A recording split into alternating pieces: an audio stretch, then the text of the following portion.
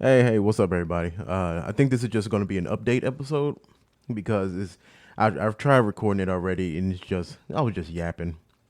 So I'm just gonna update y'all on what's been going on these last 2 months. The show is back. What's been going on? I'm in a new place. I'm back. I'm back to being single, and I got my own apartment. I'm still in Texas. I didn't have I didn't really have a choice on that part. Would have moved back to with family, but it's kind of expensive to do all that. So I'm still gonna try to chase this dream. Well, not so much so. I'm more trying to chase peace, figure out life. So why are you by yourself? Why are you single again? Well, I broke up. Me and Judah broke up, and the reason why, uh, it's reasons, but it's nothing bad. It's no violence. It's no nothing like that. It's just not like the other one. That motherfucker was crazy. Um, but this time it was more just like an agreement, just like to put it really vaguely. You know how like you come in with a goal, what you expect, and really look, both of us had the same goal because we both was in the entertainment business. It's just how we wanted to execute it didn't really line up. You know what I mean? It's a lot of things. There's a lot of like minute things that could have been solved, could have been talked through, but that last apartment that we were in definitely didn't help with that. The stress of that definitely didn't like the stress of that and the car and just all these extra bills. It just did not help with the stuff that was piling up between me and her. And everything I say don't it's no jab towards her. It's nothing, like I said, it's no bad blood. I still love the girl. It's just circumstances and situations and whatnot. It's just better to end it now than like in 10 years when you really got some stuff established with each other and stuff like that. These 2 years was a learning experience. I don't think I wouldn't say both of us wasted any time. We learned stuff about each other, learned stuff about ourselves. I know I learned a lot about myself, so I'm making it about me with this explanation. I've learned a lot about myself, and it's a lot of stuff that I want to do and learn in this new arc in my life where I'm like alone. I want to do a lot of more reading, a lot more literature reading and stuff like that, so I can really learn like what's going on in my head. Continue journaling, but one of the things I did learn during this relationship, and it's not because of anyone's actions or anything like that. It's just I'm not that much of a family guy, not that I'm not that family oriented. Like for example, having a child. One of the big it's not I say argument, but it wasn't an argument about having not having a kid and how I should not just her, but other family members like aunties and sisters and friends too. They're like, "Oh, just have a kid," and I joked with a friend of mine. She's been on this show before. Uh, she's having a kid, and every now and then she'll send me like uh, a bunch of pictures of her on vacation with her kid and her husband and stuff like that. I'm like, man, stop showing me this like good life propaganda. Like, I don't want to see this, man. It's cute and it's nice, but I know it's not in me for. I don't. My brain isn't wired for that. You know what I'm. You know what I mean? And it's not any actions that Judith did or anything like that. It's just something I learned just unfortunately during this relationship, and looking back, it's a combination of things. And I know this isn't the A to B. This isn't the exact reason why, but my auntie brought it up to me that my parents are dead. It not news. Like I didn't I didn't just find out. I didn't forget or anything like that. But she brought it up to me, and because sometimes I'll talk to her about like, well, why do you think I talk? Um, why do I act like this? Why do I what am I trying to say? Why do I take in information a certain way? Why am I so stoic about some stuff? And she brought up like, yeah, because your parents died pretty young, and I guess I never really processed it because I really didn't for real. Like, yeah, I cried and I been through it. My dad was killed when I was 15, 16 years old. Or younger. Shit, that's how long it's been. It's almost 20 years now. That's what's crazy. Dad was killed, and then my mom died of cancer a few years ago, back in my early 20s. And I guess I never like took the time to like talk to anybody. I never had the insurance or the money to go talk to a therapist.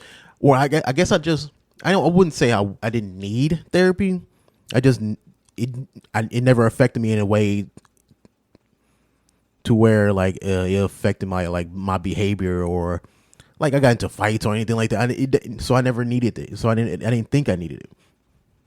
What's your point, George? My point is, I think because of not small stuff, but stuff like that kind of fuels the reason why I don't want to start a family.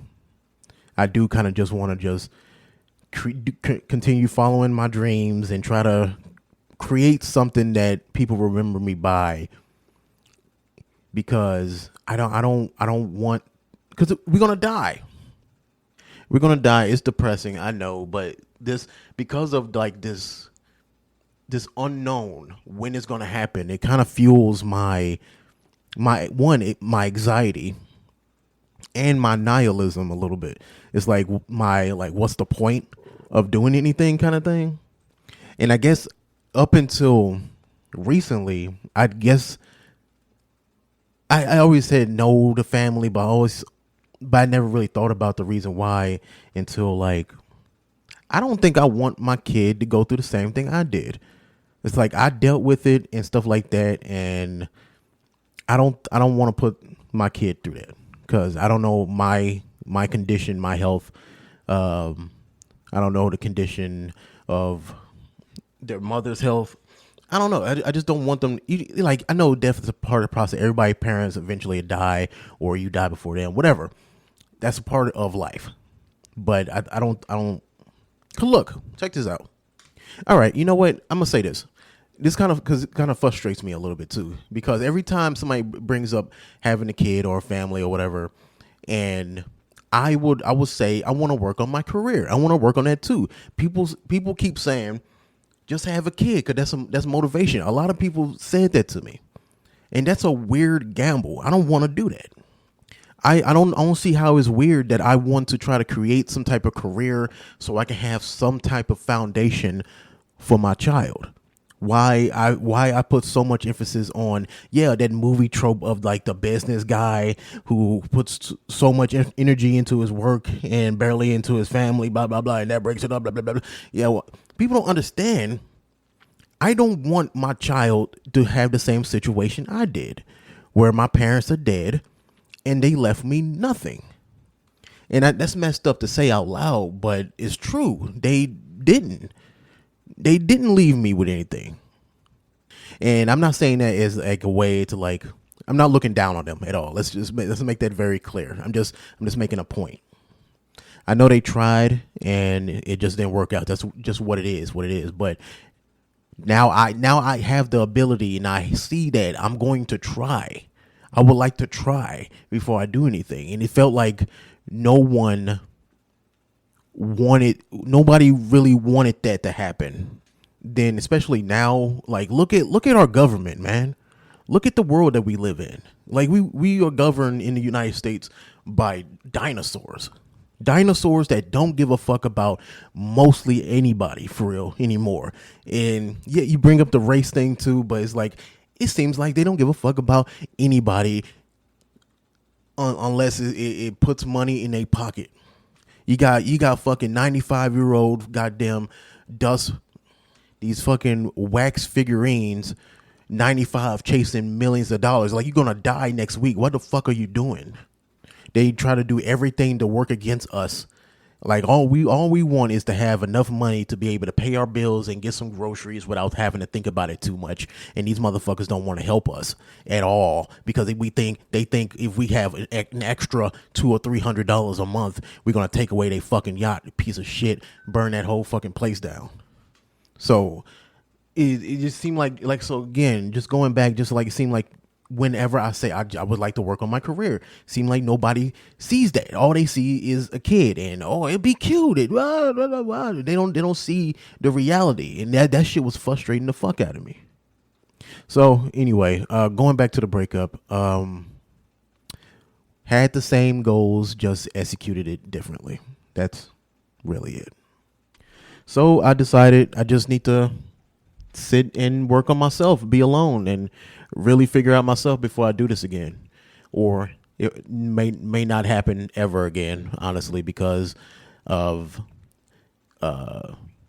it's stuff that's going on that I'm still trying to figure out that I'll explain in this in the future episodes. But right now I'm still trying to figure it out. So right now I'm just alone, and what I want to accomplish, like I said, I'm in a new apartment.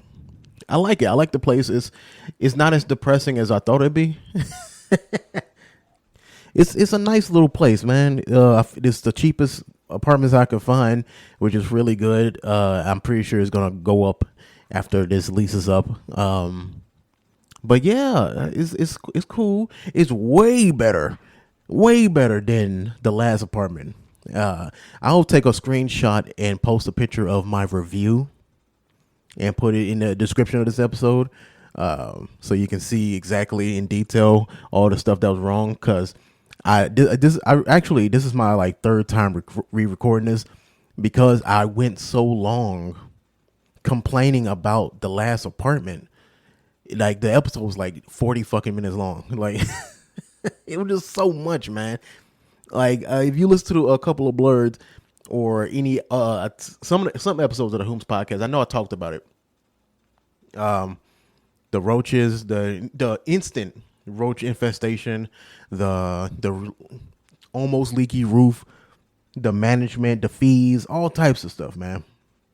But this place so far is not that bad. It's only granted it has only been a week.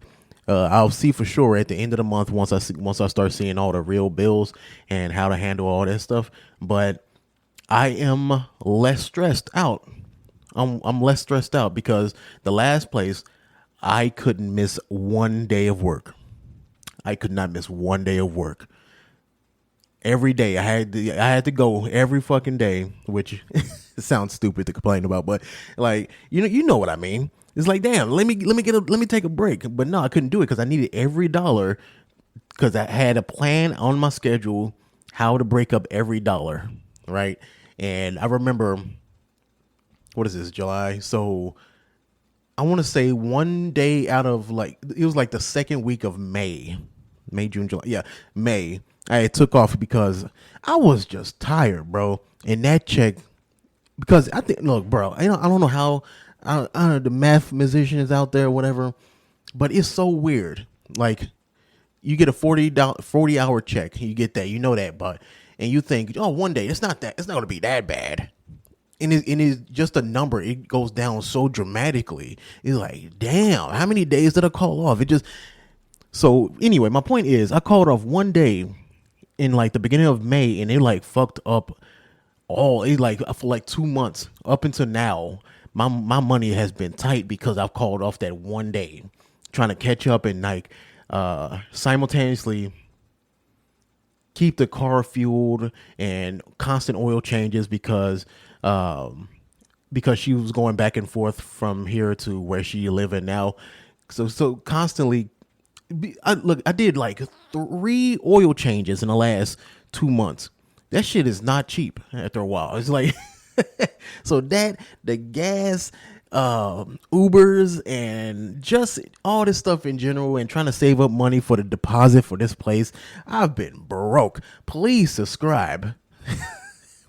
Please subscribe. Whomst.substack.com. I think it's like $5 a month, or I'll have a link to the Patreon, which is like $1. So whatever you want to do, man. It's just been crazy. But like I feel like I'm going to be way less stressed out, even if I lose this job. Uh, I just got this bike, right?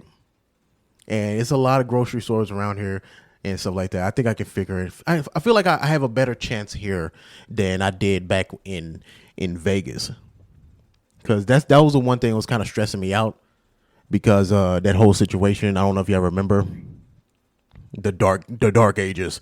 That 2 months before Denzel saved me. Thank him. Where well, that's why I don't sharp. I don't shop at Target at all anymore because of it, what they did to me, and I was almost homeless and stuff like that. That shit was so depressing, man. They put me in such a bind. Granted, it was kind of my fault too. Maturing is realizing I was kind of a dickhead too, but I was not that much of a dickhead where they had to damn near make me homeless. But yeah, but anyway, I'm like way less stressed out because of that. I've been through the worst, it felt like. So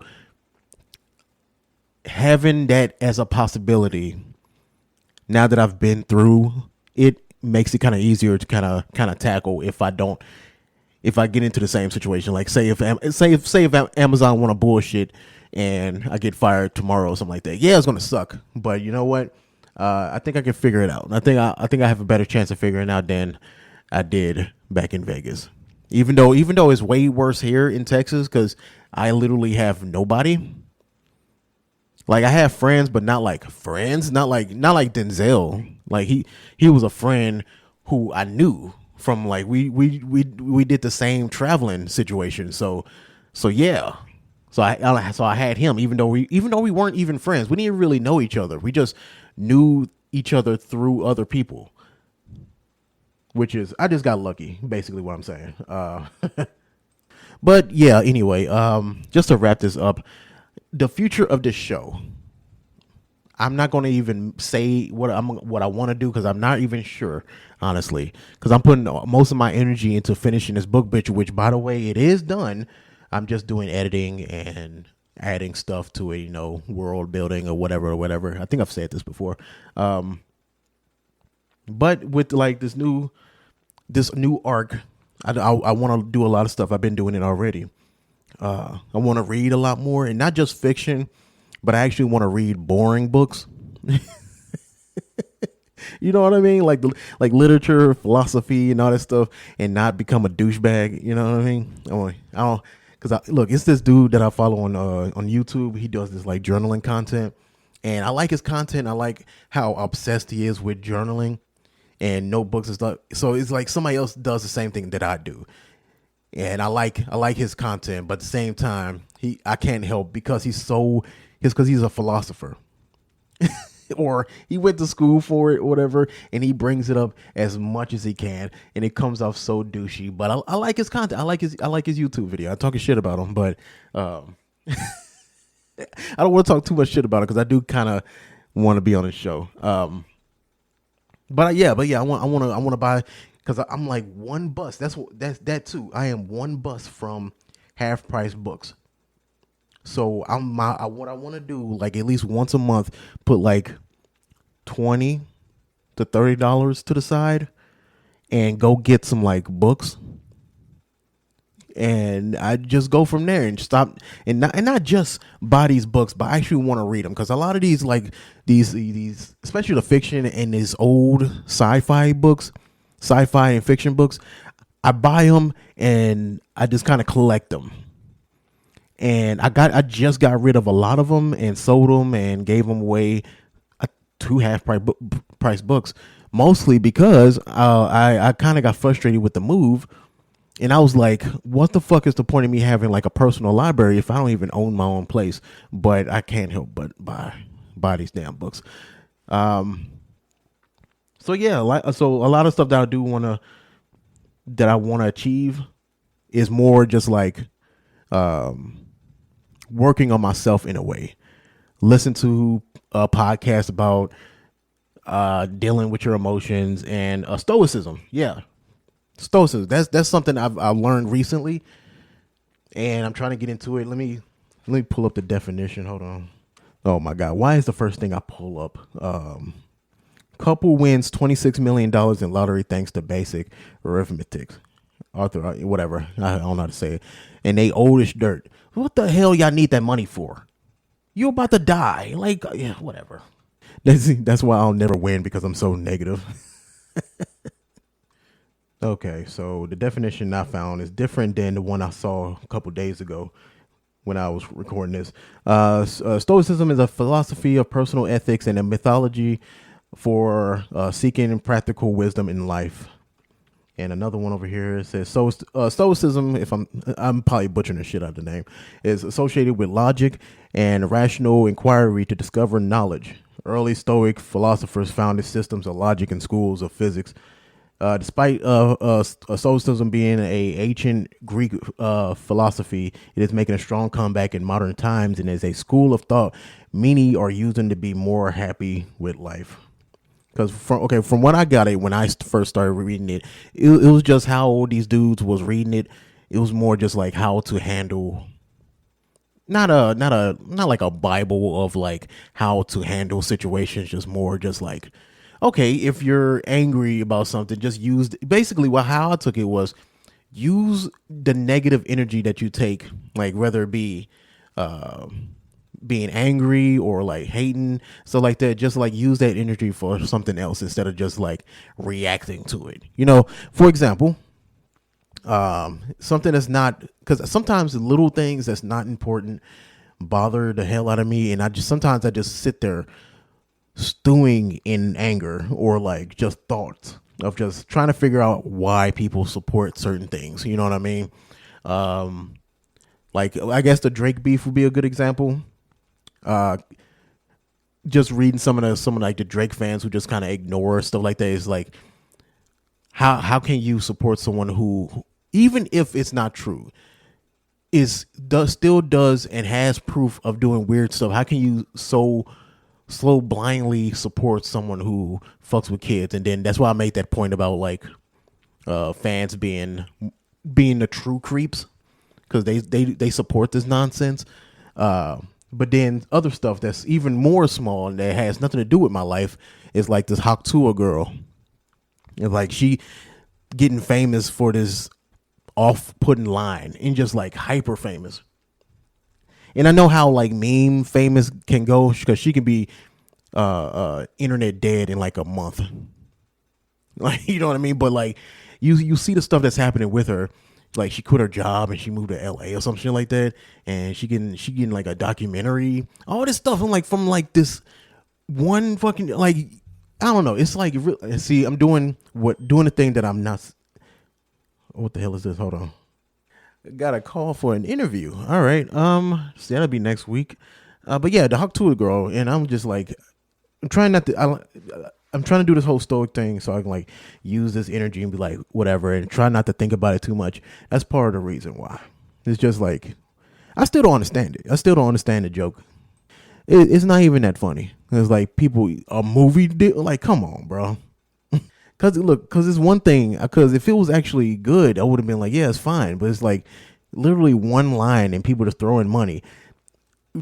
Oh yeah, you're supposed to do a reality TV show about what? That's the thing. It's like people support throw money at the weirdest shit, man. But I'm not gonna think about it. But yeah, I'm gonna end it here and I'm gonna keep on rambling. But yeah, so yeah, this is a new arc for the show. Hope y'all enjoy it. Please, I just got the number back for the voicemail. 725-999-2704. Please leave a voicemail on topics or just saying hey, and I would edit it into the show.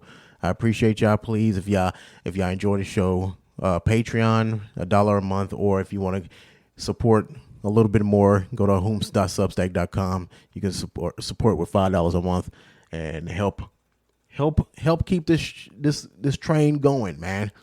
But yeah, next week or whenever the next time I record, we'll definitely have like more traditional stuff like news and all that good stuff. But yeah, anyway, thank you for listening. Me rambling, whatever. See y'all next week.